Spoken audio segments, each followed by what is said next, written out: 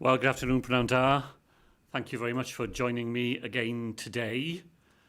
Next Friday, I will be here to set out the conclusions of the latest 3-week review of the coronavirus regulations. Today, as we all get back to work and to school after the summer break, I wanted to share the latest information we have about the public health situation in Wales, because this is the information the Cabinet will use to make the decisions we need to make over the next 7 days. That information includes the latest intelligence from the modelling work, which is carried out for us by Swansea University, and that latest information started to become available this week. Now, for nearly 6 weeks, Wales has been at alert level 0. This means that all businesses are able to open, and there are fewer legal restrictions in place to control coronavirus than at any time since the start of the pandemic 18 months ago. My key message today, however, is that this does not mean that the virus has gone away. The pandemic is not over here in Wales. This summer, as we've enjoyed meeting each other again and spending time with friends and families, cases of the virus have risen, not just in Wales, but around the UK and in many parts of the world. On this slide, you can see what has happened here in Wales. The line shows how cases have moved down and then up again over the year. Coronavirus cases in Wales were at their lowest at the end of April and through May. Then Wales was hit by the new Delta variant, and cases have risen since the beginning of June, as you can see on that slide. As restrictions have lifted and we've moved more freely and gathered in larger numbers, so we see that effect. Today, there are around 520 cases per 100,000 people in Wales, and that is higher than the rates we saw at the very start of this calendar year. So the position in Wales today is a serious one. We now have very high rates of coronavirus in all our communities, rates which the modelling which we've seen this week says are likely to get worse over the coming weeks. If the virus continues to spread at its current rate, we have to expect to see around 3,200 new cases of confirmed coronavirus every day as this wave continues towards its peak. Now, until now, this rise has been manageable because our fantastic vaccination programme has helped to weaken the link between infection and serious illness. But with the rapid spread of coronavirus in our communities, pandemic pressure on the NHS is increasing once again. At the moment, there are some 40 COVID-19 hospital admissions every day in Wales. There are just over 420 confirmed cases in hospitals, the highest number we've seen in Wales since March. And the modelling suggests that we could be heading to 100 new cases every day of people falling so ill with the virus that a hospital is the only place they can get the care that they need. And that will include many people who will end up in hospital for a long time, and an increasing number of people who will need intensive care.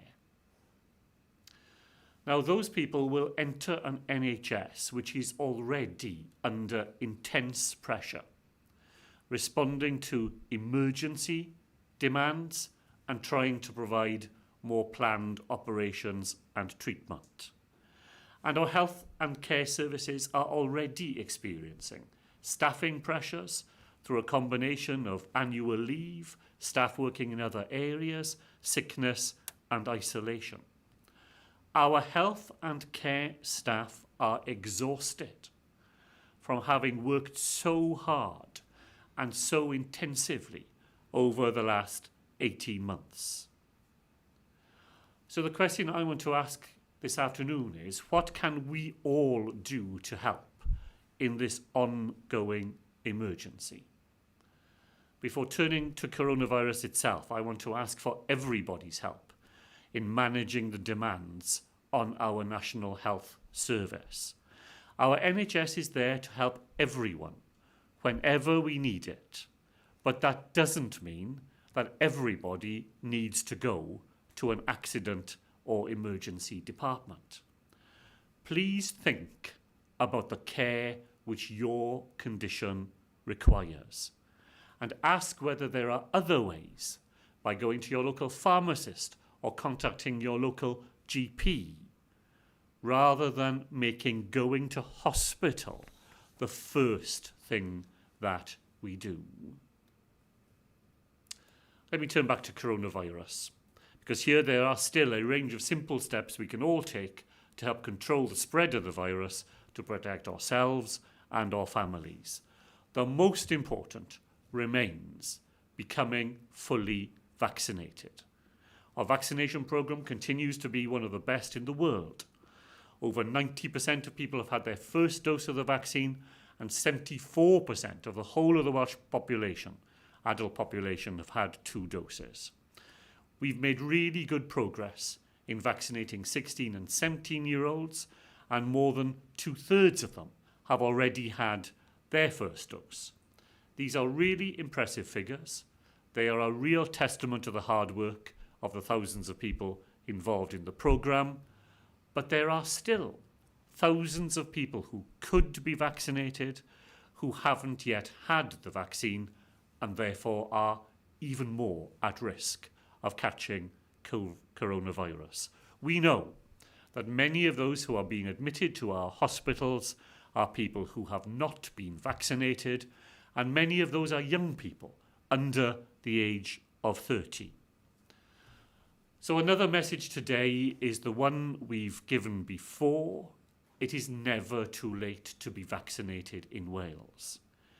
If you haven't done so, please take this important step to protect yourself and your loved ones by getting vaccinated. There are details of clinics on our website and on the websites of health boards themselves. Many of them have walk-in clinics. They are working hard to make sure that it is as easy as possible to take that simple step which offers us the greatest defence. Over the coming week, there will be a number of important developments in vaccination. We expect the Joint Committee on Vaccination and Immunisation to confirm the arrangements for the autumn booster campaign. There's emerging evidence from Israel that the effectiveness of vaccines may start to decrease after about 8 months, and that makes getting a booster jab this autumn very important. We'll be sending out the invitations as soon as the announcement by the JCVI is made, and our NHS has put itself in a position to make sure that it can start the programme as soon as we get the go-ahead. At the same time, the 4 chief medical officers of the UK continue to discuss and take further expert evidence about whether the vaccine should be available to 12 to 18-year-olds. We're expecting a decision about that next week, and if the rollout is confirmed, the NHS here in Wales will be ready to begin to implement it. Now, before I take questions, I want to end by going over those familiar but very important other steps we can all take to keep ourselves safe and to help reduce the pressures on our health service. If you are feeling unwell and have symptoms of coronavirus, you must stay at home and you must take a PCR test. If that test is positive, you must self-isolate, because that will help stop you passing the virus on to other people. please think about who you meet and when you meet them. If we all cut down on the number of people we meet face to face and the amount of time we spend with them, this again will help to keep us all safe. And where you do meet people, wherever possible, please meet outdoors. If you're indoors, keep the doors and the windows open because ventilation really does matter. Wear a face covering in crowded and indoor public spaces and wash your hands regularly. And for those who can do so successfully, please continue to work from home. Over the last 18 months, we have all worked together. And when we've done that, we've changed the course of this pandemic. We can do that again now, as together we continue to keep Wales safe. Diolch yn fawr I chi gyd. I'll take questions now, and as ever, all the answers will be broadcast live on the Welsh Government's own social media. I'm going first today to Hugh Thomas at BBC Wales. Good afternoon, First Minister. Given the pressure that the NHS is facing, as you just outlined, is it now inevitable that the alert level will rise and that you will reintroduce some restrictions as we head into the winter? And if you wouldn't mind answering in Welsh as well as English, please. Diolch, Hugh. No, nothing is inevitable in the way that you asked at the start of the question. The Cabinet will be discussing this week further measures we can take to help to keep Wales safe, and there are all the things that I've already outlined this afternoon that we can continue to go on doing together. The health service is under enormous pressure, but the pressure is not simply from coronavirus. It is from all the other things that the health service is seeking to do, and there are many things that we can do together to help to deal with those pressures, short of a return to the sort of measures that we saw earlier in the year. So just i ddweud, does dim byd yn y darren ni'n weld sy'n ddweud bydd o raid i ni mynd nôl a drai pethau oedd raid i ni wneud yn gynharach yn y flwyddyn. Mae lot o bethau ni yn gallu wneud. Ni'n gallu wneud dy gilydd, ni'n gallu wneud fel Llywodraeth y bydd y Cabinet yn ystyried nifer o posibiliadau yn ystod o'r wythnos nesaf.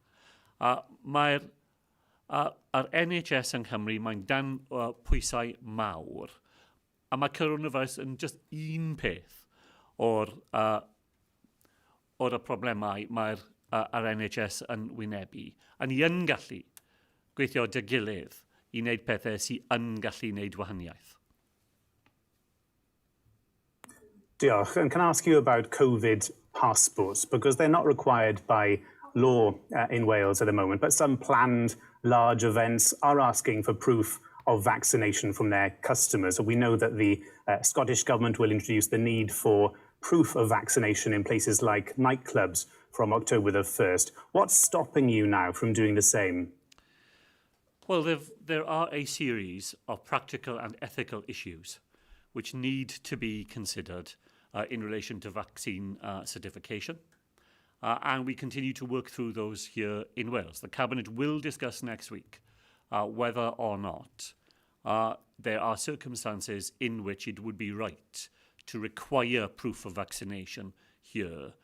We will not do that in any setting where people have no choice but to go. So there will be no vaccine passports for people who need to go and use crucial public services, for example.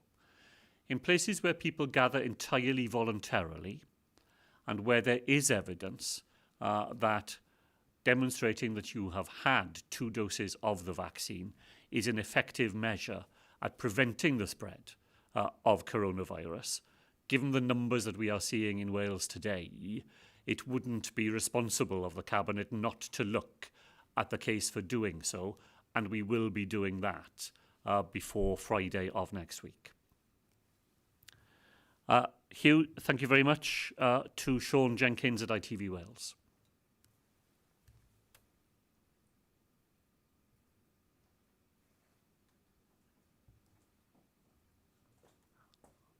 we are waiting for some technical.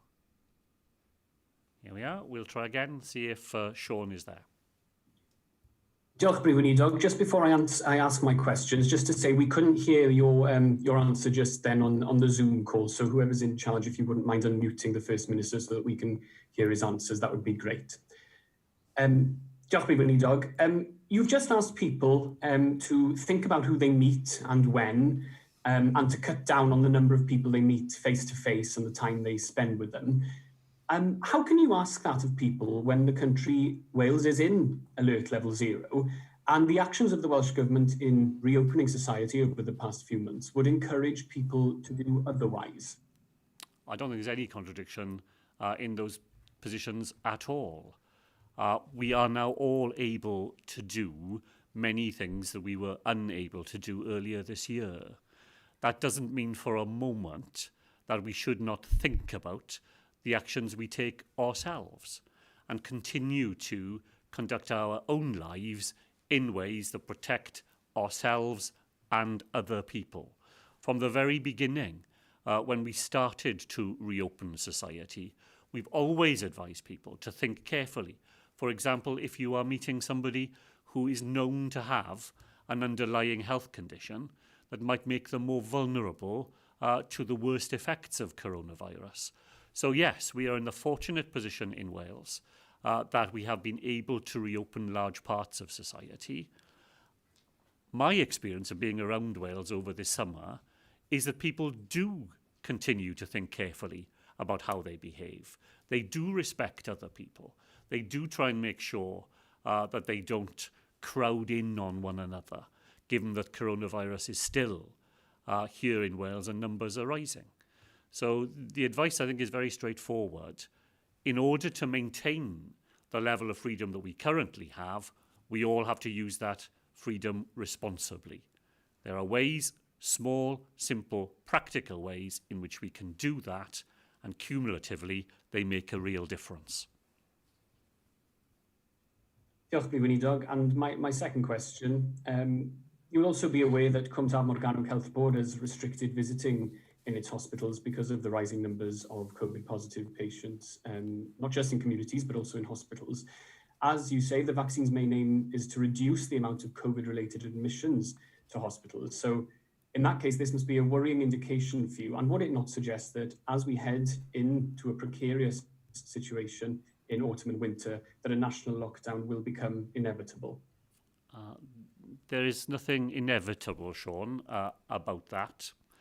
And some of the actions that we have just discussed that we can all take can help to make it continuingly to be not inevitable that we have to return to the sorts of restrictions we saw earlier in the year. You're right to point to the pressures that there are in Cwmtaf Morgannwg. 112 people in that health board with confirmed coronavirus so ill that they need hospital treatment. Next door in Cardiff and Vale, a larger population, but only 53 people in a hospital bed. So I think the actions that the Health Board have taken are just a straightforward, practical response to the position that they face. I would ask anybody who has someone who matters to them in hospital to think carefully about whether you need to visit. There are other ways in which you can keep in touch with people. You can speak to people on the phone. You can be in email contact. Skype is available in many hospitals. When there's this amount of coronavirus in the community, it is inevitable that some of that gets into a hospital setting. And that means that staff are having to deal with all of that as well as everything else that they have to do. So I think I'd encourage anybody who is thinking about visiting to ask themselves the question, is this the only way that I can keep in touch with the person I want to keep in touch with? Are there other and safer ways in which I could do that so that we don't end up with more parts of Wales having to take the direct decision that Cwmtaf have had to make given the situation they are currently facing? Sean? Thank you very much. I'll go to Will Hayward at Wales Online. Thank you very much, First Minister. Apologies if this has been covered. I couldn't hear a few of the answers earlier in the session. As you say, cases are rising incredibly fast. What would make you consider another lockdown? Are you considering one at all? And can you give us some insight into what form it would likely take? Would it be a short fire break, for instance? Well, the metrics that we will use to decide the level of restrictions that we need to have here in Wales are essentially the impact that coronavirus is having on our NHS.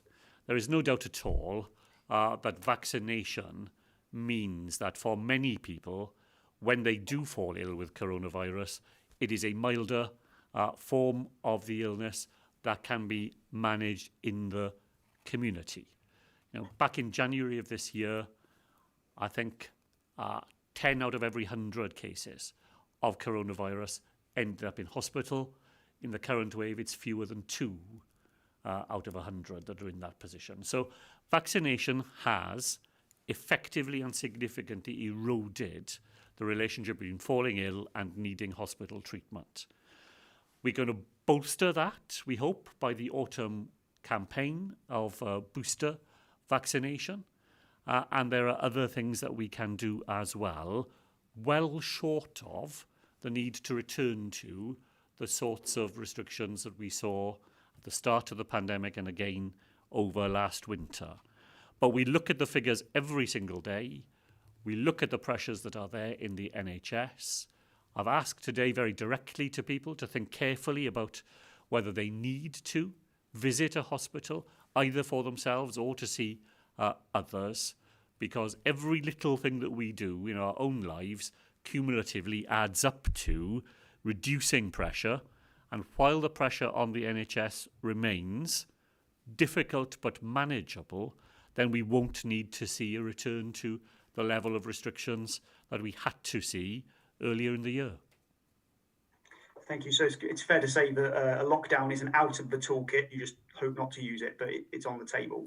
Can I just also ask you about schools? So many head teachers are furious that children are being sent to school despite the fact their parents have COVID at the time. This is within the rules. Parents are allowed to do this, but should parents be doing this?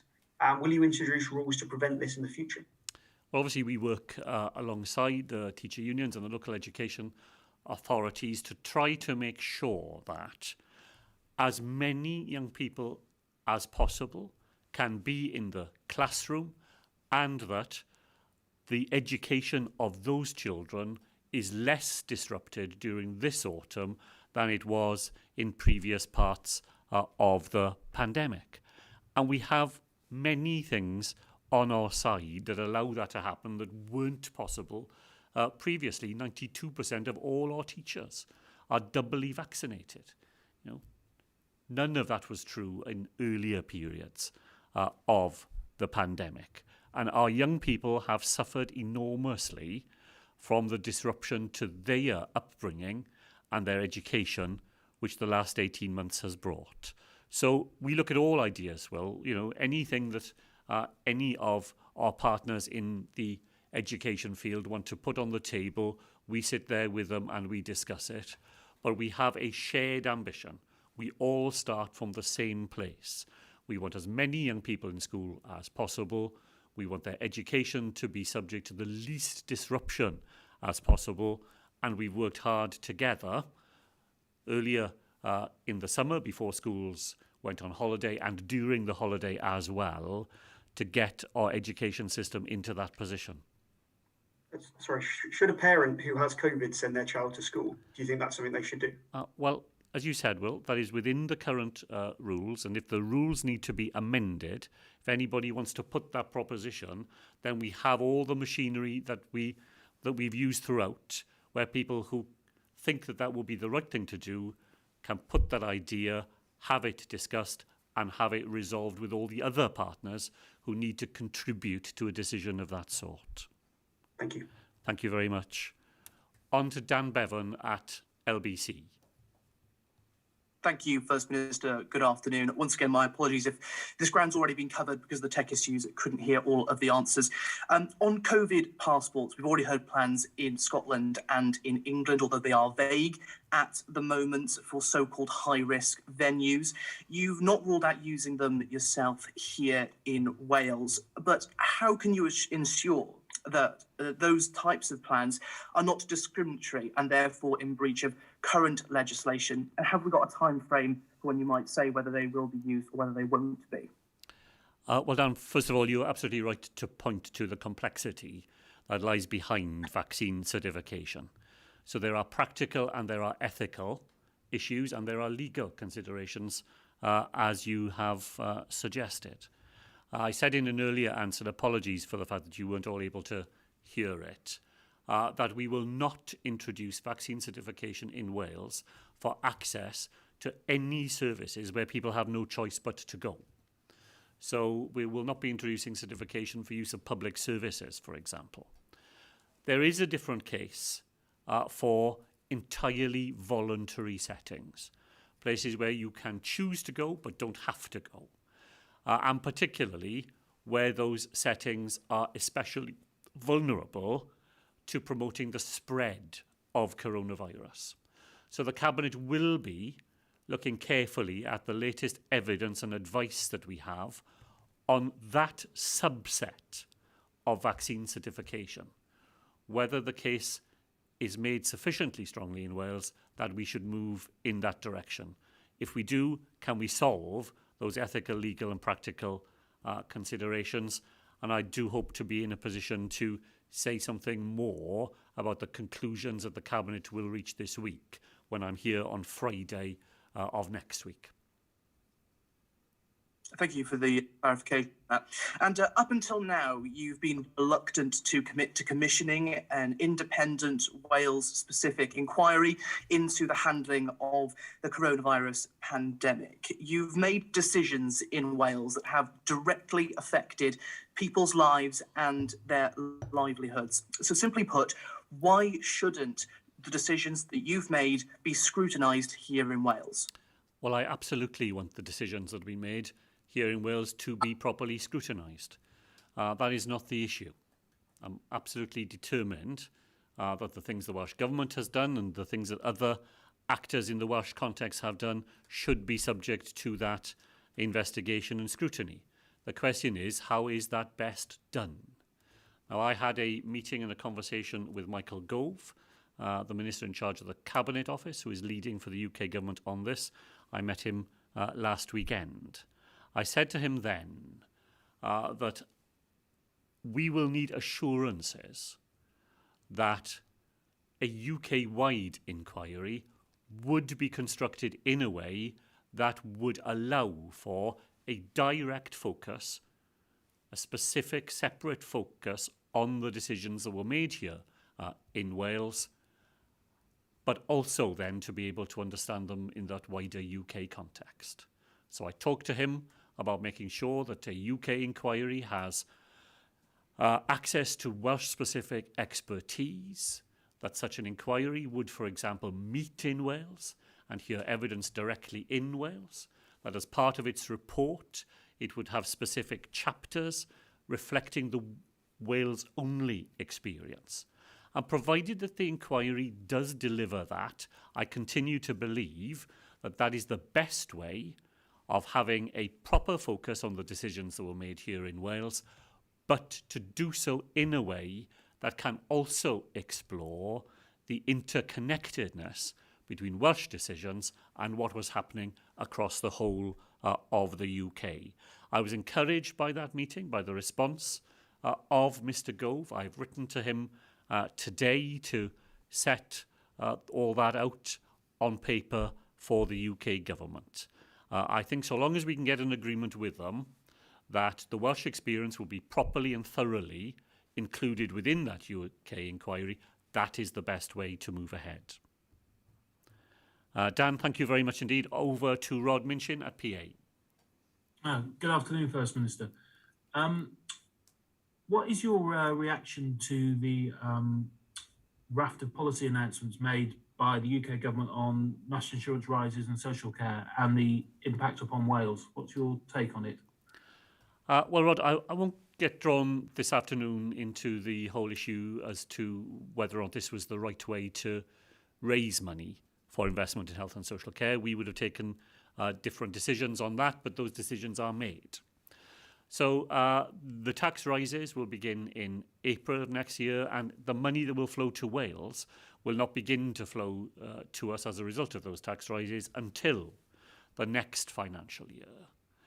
That gives us some time to confirm our own plans for how we will invest in the health and social care system in the round.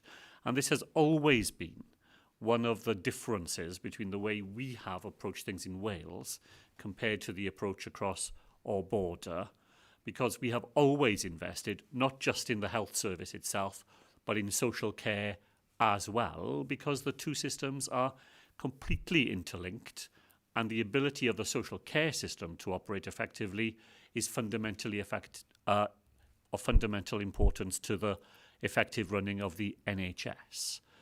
So we'll get confirmation probably by the start of next week on exactly how much money we will be able to use here in Wales, and we'll start to make some announcements very shortly on how we plan to invest in health and social care over the rest of the current financial year, and then how we will be able to use the money that will come to Wales after April of next year to invest, as I say, in the system in the round to make sure that both parts, health and social care, are able to benefit from that investment.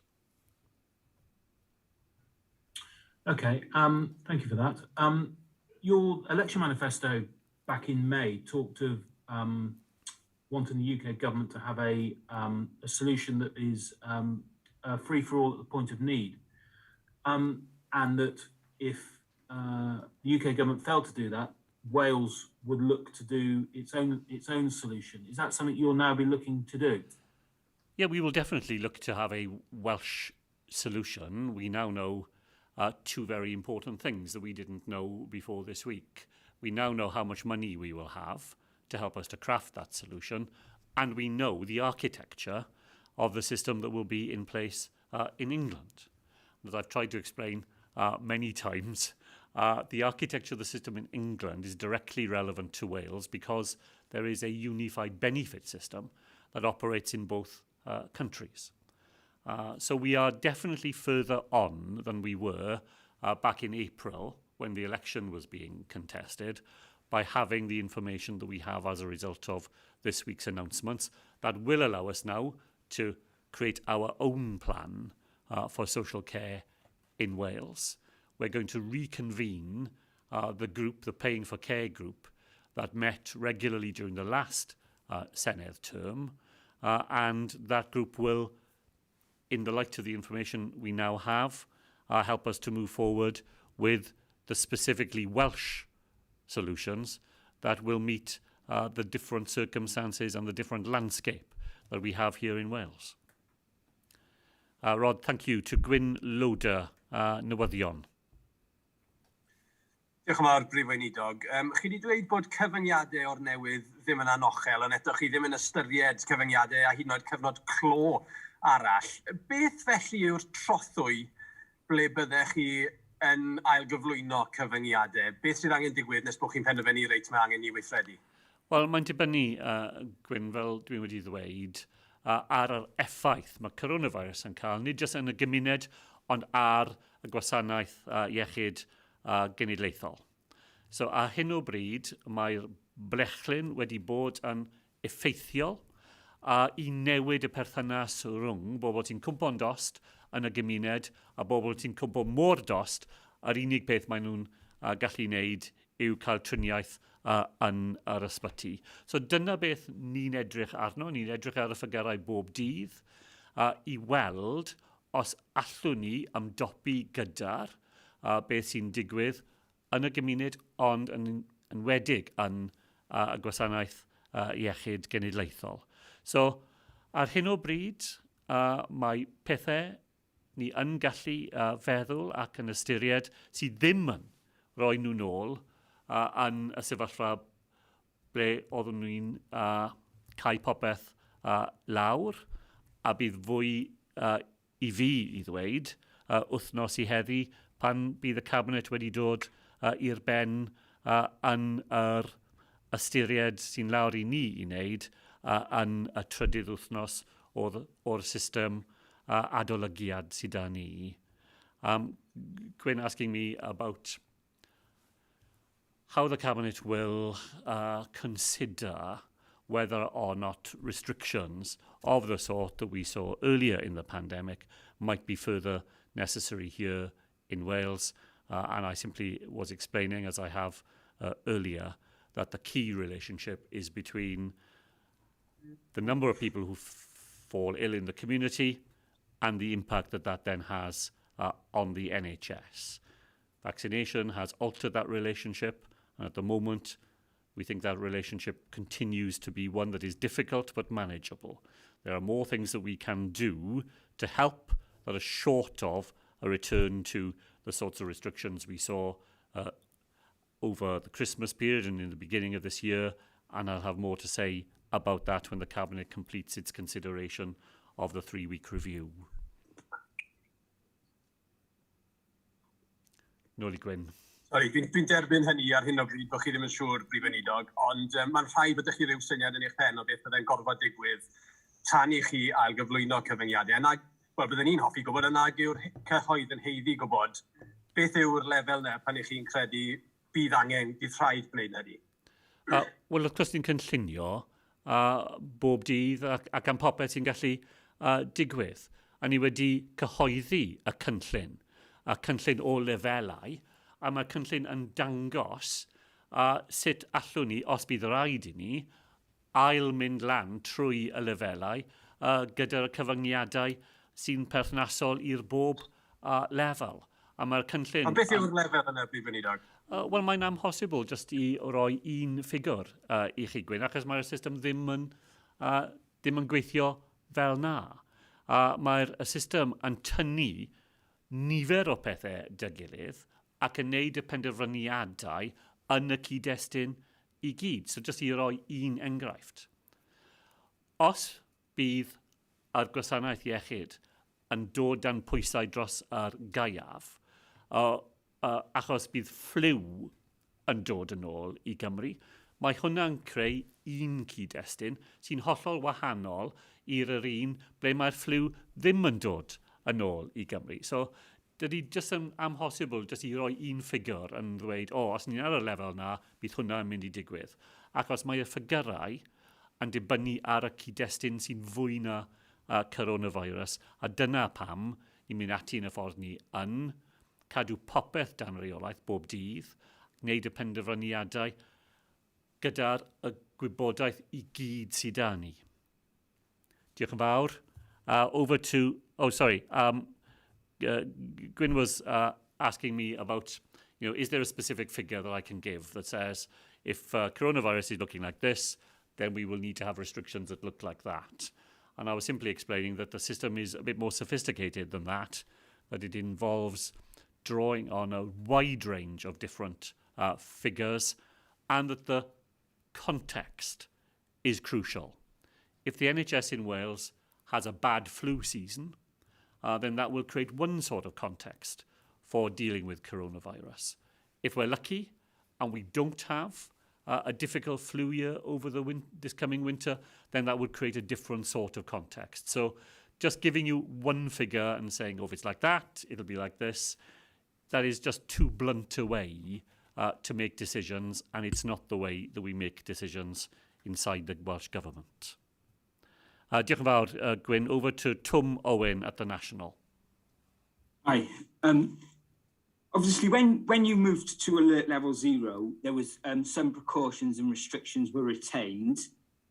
Obviously, one of those being the requirement to wear face coverings in most indoor public spaces.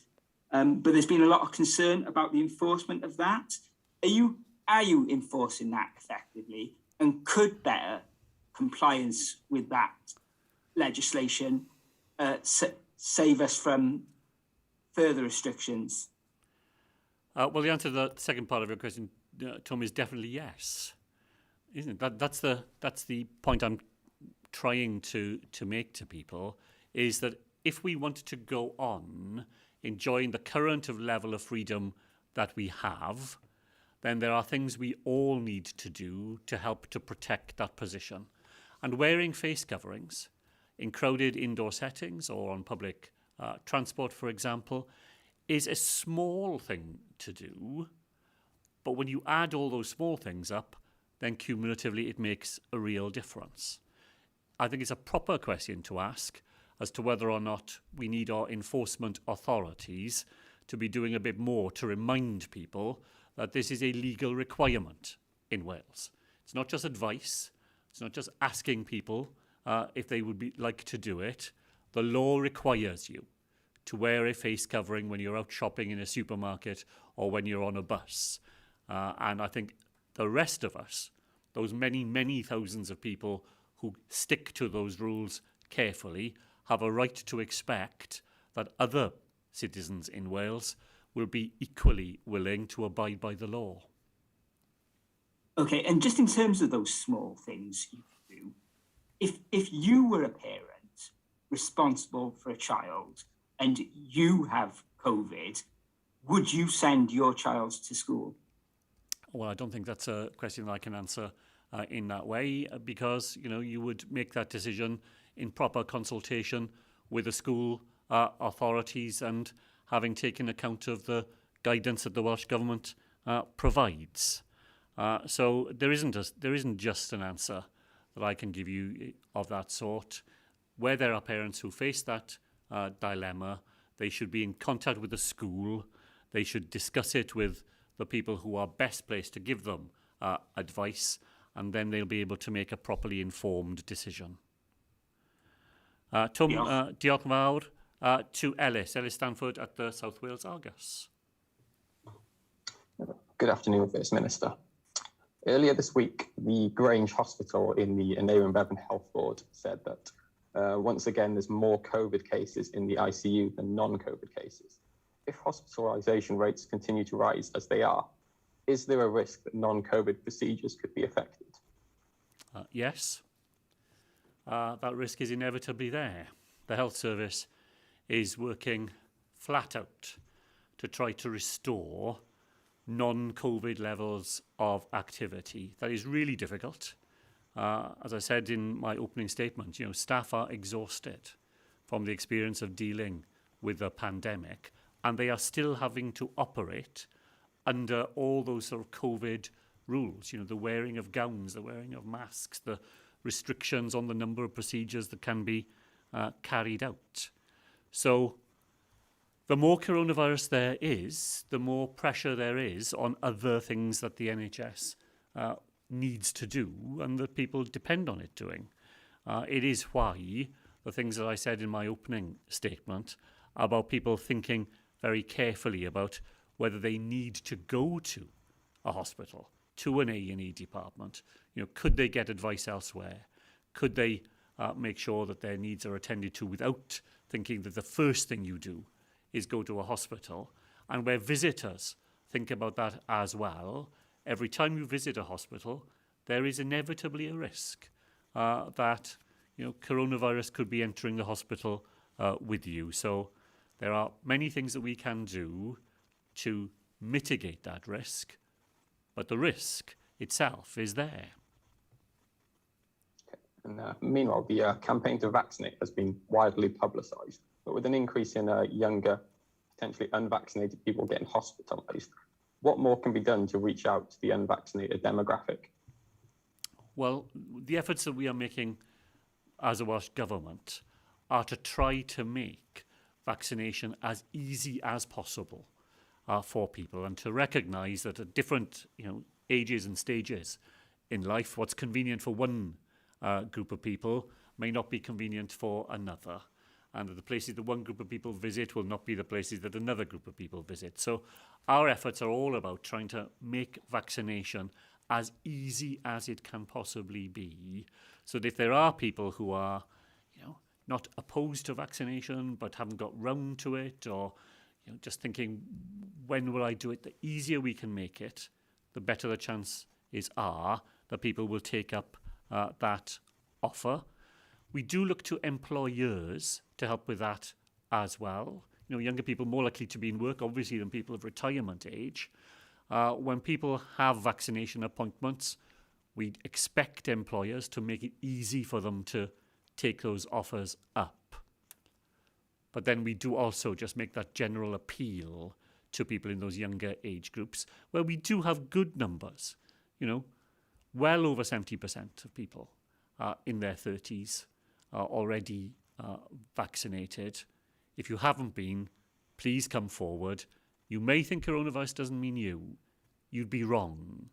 Amongst the people who are being admitted to hospital in this wave of coronavirus, there are far more young people than was the case in the earlier waves. Coronavirus can mean you, and your best defence is to get that vaccination. Thank you very much. Ellis, thank you very much. Over to Tom Magner at Carers World. Good afternoon, First Minister. You mentioned opening up Welsh society and people meeting up. That luxury hasn't been available to many unpaid carers who cared throughout the pandemic with no break at all in 18 months. They're exhausted, they tell us, just like the NHS and social care staff you mentioned earlier. Unpaid carers seem to have fallen into a gap that where short breaks are available, they aren't long enough, and long breaks aren't possible because only short breaks are potentially available. Do you as First Minister think that unpaid caring without proper realistic breaks is acceptable? Tom, first of all, let me just echo what you said, that those many people who provide informal and unpaid care in Wales have also had a torrid time during the pandemic, and they too feel that very much in their lives, just as the people who we rely on in the health and social care system. I've not heard myself previously the argument that short breaks are not long enough. You know that the Welsh Government has put more money into respite care for unpaid carers, and that Julie Morgan, the Minister responsible, continues to work on some further measures that we hope to be able to take to address the circumstances and the needs of unpaid carers. I'm very happy to ask her to pursue that specific point. I understand why long breaks are not easily available, and they're not often practical for people who've got caring responsibilities. But that point that short breaks in the way that they're being organised don't meet people's needs is a new argument for me, and I'm very happy to take it up. Thank you very much for that. We'll certainly pursue that. Can I just pick up on the earlier comments you made about social care? Unpaid carers felt ignored by the UK government when we looked across viewers across all four nations. Your colleague, the Health Minister, a few weeks ago, effectively, as I understood it, was saying, well, we're going to watch and see what the UK does. Now you seem to be warming to the idea that Wales could take a different path. Obviously, you've got detailed discussions to have, but you must have some principles in mind. So right now, what's your best assessment of your first urgent priority for action on grassroots problems with social care in Wales? Well, we've always had a different social care system in Wales, but the parameters that we work within are fundamentally affected by some of the decisions that the UK government makes. That's what Cynhadledd would have been referring to there. And we do have more clarity on that as a result of this week's decisions. We had a manifesto commitment as the Labour Party to pay carers, social care workers, the real living wage. And part of the real stress and strain in the social care system at the moment is about the need to recruit more people to become involved in that very essential work. So amongst the things that we will be working on will be the recruitment campaign. We've just ended a 3-week national recruitment campaign. The things that we can do to make sure that social care workers are properly trained, properly recognised, valued for the work that they do in that professional sense, and then how we pay people who work in that area in order that they're properly rewarded for the work that they do. So amongst the many things, a real focus on the workforce and trying to make sure that we have the people we need in difficult circumstances. Brexit has meant that, you know, people who worked in the social care profession in Wales have left and gone home to other countries. As other parts of the economy have reopened, there have been other choices that some social care workers have made. So that part of the system will be amongst the things that we will be focusing on in order to make sure that we have a Welsh system that meets people's needs. Thank you. Tom, thank you very much. And finally for today to Andrew Nuttall at the Leader. Thank you, Minister. It's already been touched on quite a bit in this conference with schools. Schools have come back this week. And back in 2020, they were linked after the summer months when schools went back, that cases were rising once again. So with that being the case, sort of presented now, and obviously there will be a lag with the data, won't there, with once schools go back. What measures did the Welsh Government put in place ahead of this to sort of curb that? Andrew, thank you very much. Will cases rise as a result of schools going back? I think it is just inevitable that we will see some impact from it. We've been following very carefully the experience in Scotland, where schools have already been back for 3 weeks, and they did see a rise in cases. The more people get together of any age, the cases will rise. Things are different at the start of this term than they would have been at this point last year, primarily, of course, because of vaccination. I think I said to you earlier, 92% of all teachers in Wales are doubly vaccinated. Not a single one of them had that protection in September of last year. We've also learned more about things like ventilation. So, you know, more advice has gone to schools, more practical measures are being taken to make sure that when children are in school settings, the rooms are properly ventilated, that we can monitor the quality of the air in those places, so further actions can be taken where necessary. We've invested throughout in cleaning regimes in schools to make sure that, you know, they are enhanced and respond to the coronavirus circumstances. Our teachers and head teachers, you know, themselves have learnt an enormous amount over the last 18 months about how to go on in a practical way, looking after the health and well-being of students and staff while minimising the disruption on children's education. And from this September, more decisions will be made at that very local level, using all that experience and knowledge, backed up by the expert advice that will be available through Public Health Wales. Thank you. And moving on from schools, today we mark World Suicide Prevention Day across the world. Tragic figures have been revealed for Wales specifically that show that dozens of people have felt the need to take their own lives since 2019. And we know from experience and speaking to people that lockdown and the pandemic in general has heightened a lot of mental health worries. So what can the Welsh Government do to sort of step in and prevent a much wider mental health crisis from gripping the nation? Well, Andrew, you're right, of course, to point to the impact on people's health and mental health and well-being of the pandemic. We have a suicide prevention plan for Wales. It's clinically led. Professor Anne John at Swansea University is the clinical lead involved in it. Through the Welsh Government, we have funded new specific posts in our health boards to be the leads locally on suicide prevention.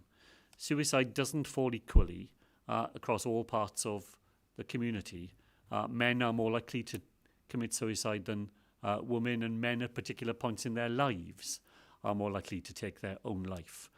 So our strategy tries to make sure that we focus upon those most vulnerable groups, that we fund the services in the voluntary sector as well as through the health service itself, that can make a difference to those people. And most of all, because most people who commit suicide are not known at all to any public service, most of all, what we try and do is create a climate in which people who find themselves in that sort of desperate state of mind feel confident to come forward and talk to somebody else about it. Because if you take that step, that is the single most important thing you are likely to do to put you on a different path where the needs that you have can be helped and the awful prospect of suicide recedes. Diolch yn fawr. Thank you all very much indeed.